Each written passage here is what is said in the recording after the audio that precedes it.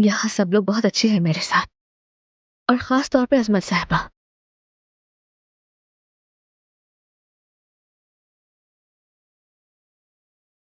ठीक है, फिर अपने घर वालों को ज्यादा इंतजार मत करवाओ।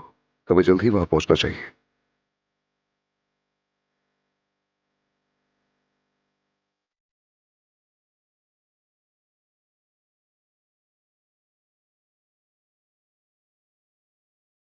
शाम बखैर अजमत साहबा।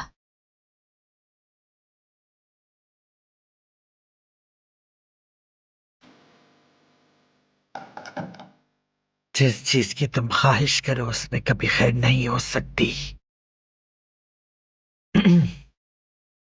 और अब तो तुम उसका रिश्ता मांगने भी जा रहे हो। जी, आपने दुरुस्त कहा, और मैं अकेला नहीं जा रहा। आप और चाचा भी साथ होंगे मेरे।